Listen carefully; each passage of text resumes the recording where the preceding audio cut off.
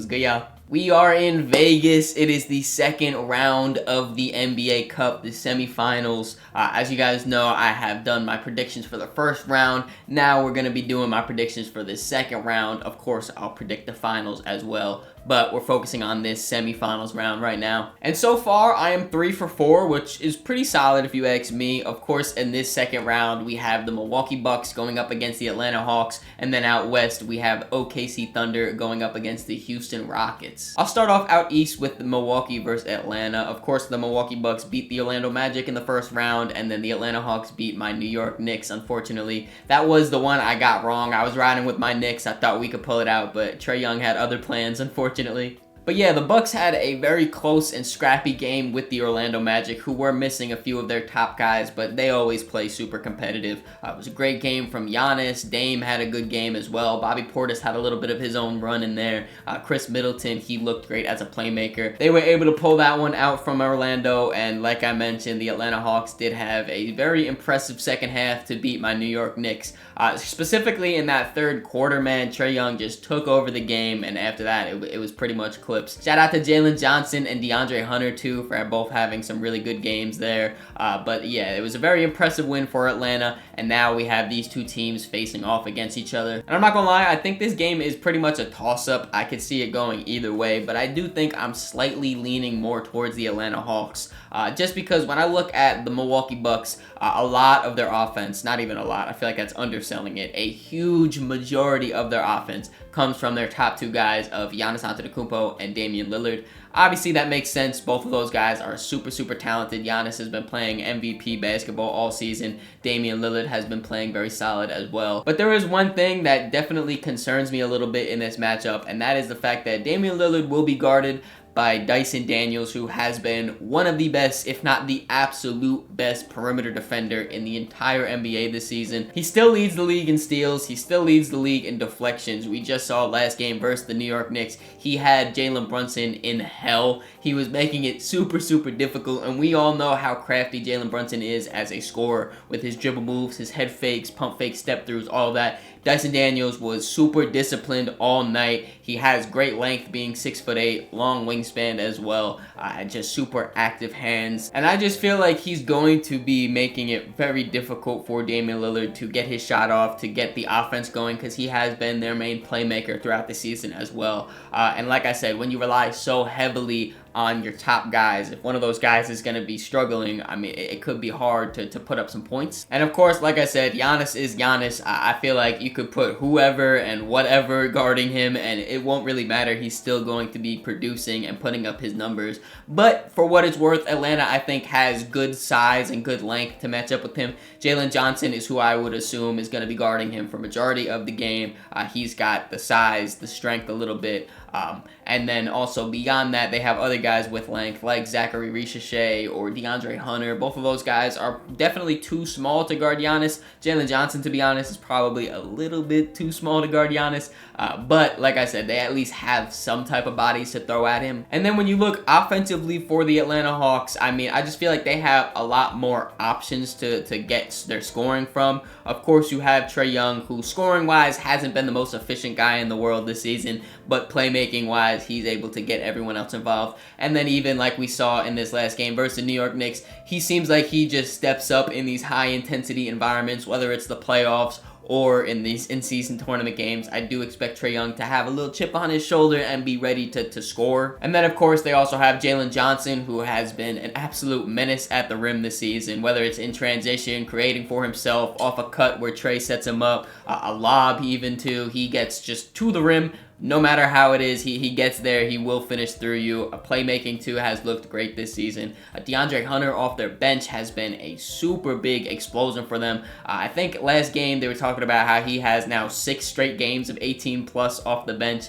If you have almost a guaranteed 20 points coming off your bench, you're in a very, very good spot. And then they have a few other guys on their roster that can give you 10 plus points per game on any given night, or maybe even 20 if they decide to pop off, like a Bogdan Bogdanovic, who hasn't been looking too good this season, but we all know what he can do as a scorer. or either of their centers, Onyeka Okongwu or Clint Capella. Both of those guys had double-doubles versus the Knicks. I expect Trae Young to really be operating that pick and roll, throwing those lobs up. Those guys feast off the offensive rebounds as well. And when you just compare that to the Milwaukee Bucks, like I said, they have Giannis, they have Dame. Both of those guys are going to produce on most nights. But then when you look at the guys below that, I mean, you have Bobby Portis, who's very streaky. You know, he had a very solid game, I would say, last game. But throughout the whole season, he really hasn't been the Bobby that we know. Chris Middleton, playmaking-wise, has been very good for the Bucks, but when you talk about just scoring the ball, he has not looked like the Chris Middleton of himself. I'm sure that will come back with time, but they don't really have much time before their next in-season tournament game, so I don't know how much we're really getting from Chris. And then Brook Lopez, too. He's very up and down. Some nights he'll hit 3 threes for you. Other nights he's just not really a factor on offense. So I am going to be riding with the Atlanta Hawks. Hopefully their Cinderella story continues and they can get another upset. The Milwaukee Bucks, obviously, were the #1 seed for the East in this, so it would be a hefty task. But I think Trae Young and the Hawks are up to it. Then moving out west, we have the Thunder versus the Houston Rockets. Of course, OKC, they beat Dallas pretty handedly, I would say, in that first round matchup. Just their surplus of defenders did them wonders and really held Kyrie and Luka both in check. And they were able to not cruise to a victory, but it seemed like they had it pretty much in hand from the second half on. And then the Houston Rockets, they went down to the wire in a very close and gritty matchup versus the Golden State Warriors. Very defensive-oriented matchup. I mentioned in my predictions for the first round that this game could be a rock fight, and yeah, it pretty much was. I mean, Golden State barely scored for the last, 3 minutes of the game. The final score was 90-91, so some real 80s level basketball.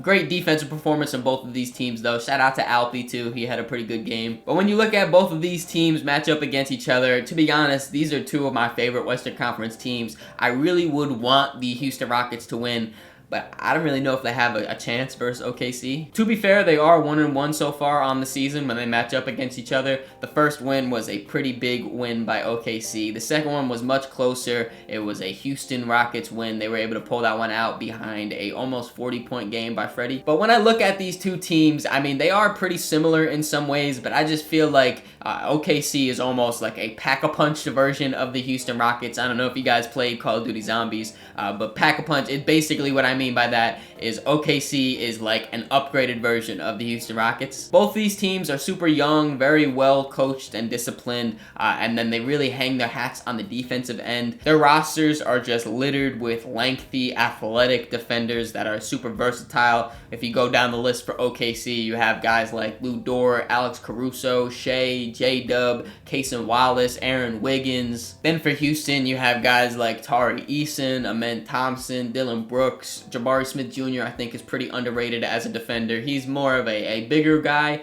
He's not really guarding too much of those wings, but he can hold his own on the perimeter. And they'll have these guys just flying around the court, making rotations, switching everything, forcing turnovers. Really fun to watch if you're a defensive guy, and I do love my defense. But where I think the biggest difference between these two teams, and it is a very big difference, it's the fact that OKC has a much better, consistent offense. When you just look at the shooting and the spacing of these two teams, OKC just blows them out the water. I know Houston really struggles. They're one of the worst teams shooting-wise. They only have 2 guys shooting above 35% in their rotation right now. That's Dylan Brooks and Jabari Smith Jr., so shout out those 2 guys. But then you look across the court and you see OKC having guys like Isaiah Joe, Lou Dort, J-Dub, Aaron Wiggins. You can even throw Cason Wallace and Shea in there, who haven't been shooting the ball too well this season, but are both reliable shooters. And if you're being devil's advocate, you could say, I mean, shooting's very important, but it's not the end of the world. Like, if you can't shoot, it's not like you won't win a game.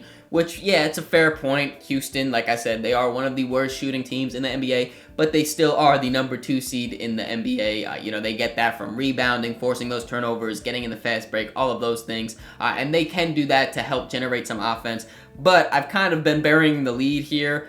The biggest difference between these two on offense is definitely the star powers / the self-creators.